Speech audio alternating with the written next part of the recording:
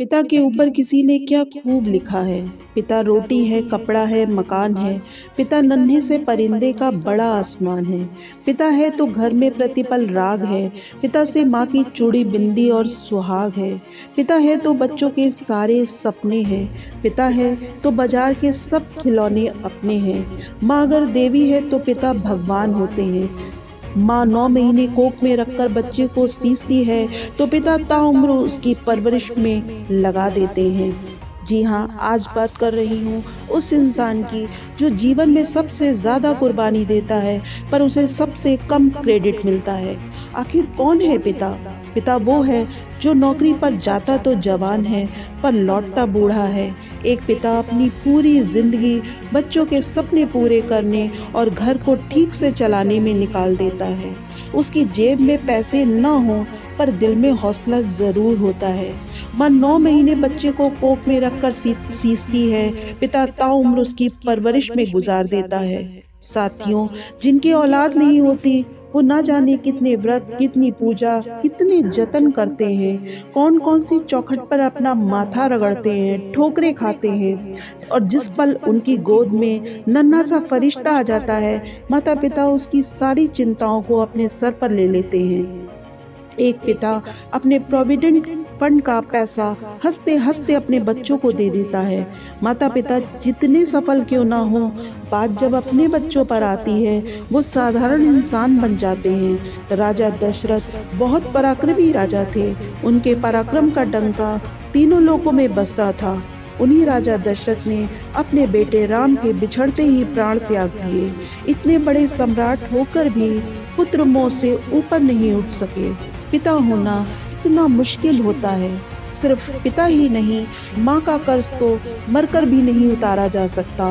बच्चे का मल मूत्र माता पिता के अलावा कौन साफ कर सकता है? और ऐसा वो खुशी खुशी करते हैं। इसलिए भगवान ने भी माता पिता की पूजा खुद से पहले करने की बात कही है। माँ तो बड़ी अद्भुत होती है। बच्चे के रोने से समझ जाती है कि भूखा है या फिर उसके पेट में दर्द है।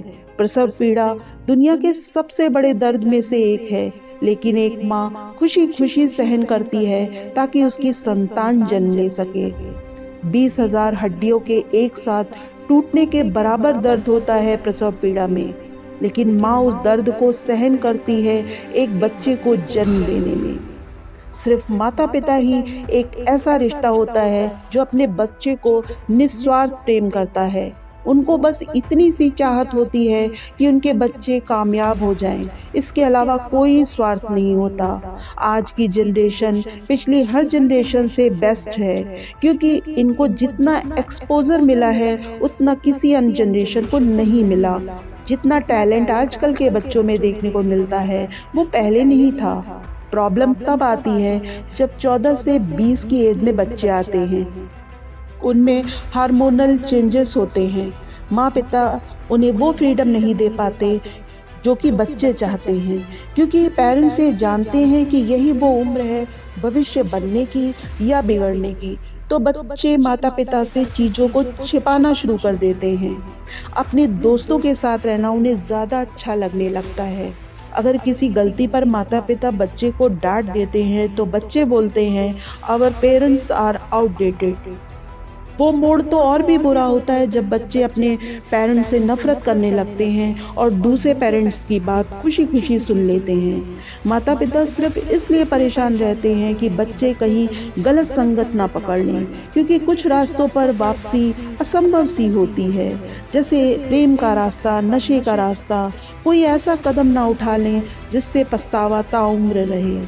एक गलत कदम उठा था राहे शौक में और मंजिल तमाम उम्र मुझे ढूंढती रही। आज बच्चों को घर, परिवार, स्कूल, समाज में हर एक की जिम्मेदारी है कि उन्हें मॉरल वैल्यूज सिखाई जाए। देश के लिए कुछ करने का जज्बा सिखाया जाए। अगर माता पिता के प्रति उनमें ग्रेटिट्यूड की भावना आ जाएगी तो कुछ जिंदगी में वो कर पाएंगे। आज माता पिता, स्कूल, कॉलेज की जिम्मेदारी है कि बच्चों को समझाएं कि कोई भी प्रॉब्लम हो तो उसका हल ज़रूर है। आज की जनरेशन से मैं यही कहना चाहती हूँ कि पिता की इज्जत राम की तरह करनी चाहिए। पिता के वचनों को पूरा करने के लिए राम 14 वर्ष वनवास में हंसी खुशी काट दिए। माता पिता तो आपसे ये सब नहीं मांग रहे, उनको कुछ नहीं चाहिए। वो तो जाने के बाद आपसे आपके लिए अपनी सारी संपत्ति भी आपके लिए छोड़ के जाएंगे। आज की जनरेशन से मैं यही कहूँगी कि कम से कम 30 मिनट अपने माता पिता के साथ ज़रूर गुजारें। इधर उधर की कैसी भी बात करें, उन्हें हंसाएं, जोक सुनाएं, उनसे बात करें, उनसे उनके स्कूल कॉलेज की बात पूछें। देखना, जब आप उनसे उनके स्कूल और कॉलेज की बात करते हैं तो उनकी आंखों में एक चमक आ जाएगी, क्योंकि जैसे जैसे दोस्त आप बड़े हो रहे हैं, आपके माता पिता बूढ़े हो रहे हैं। ये समय फिर नहीं आएगा, उनके जाने के बाद अफसोस ही रह जाएगा। उनका पूरी जिंदगी आप कर्ज नहीं उतार सकते, पर अपना समय दे कर के इंटरेस्ट ब्याज ज़रूर भर सकते हैं। मुनव्वर राणा ने कहा, लौटकर जैसे भी हो इस जाने पिदर आ जाना, ऐसी वैसी खबर सुनना तो घर आ जाना। वक्ते रुखसत हमें इज्जत से सलामी दे, जब डुबोने लगे दरिया तो नज़र आ जाना।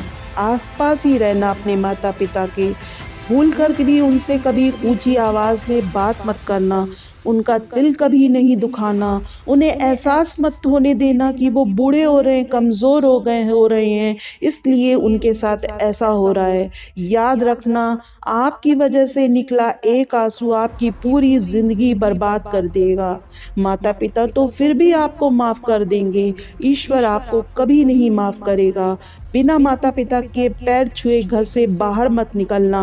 अपने दिन की शुरुआत उनका आशीर्वाद लेकर के ही करना। ये ऐसा सुरक्षा कवच है जो आपको बड़ी से बड़ी मुसीबत से बचा देगा।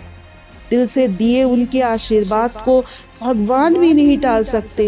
इन बातों पर अमल करना तो शुरू कीजिए। दुनिया की कोई शक्ति आपको आगे बढ़ने से रोक नहीं पाएगी। इसी के साथ मैं साथियों फिर मिलती हूँ आपसे एक नए उद्देश्यपूर्ण वीडियो के साथ।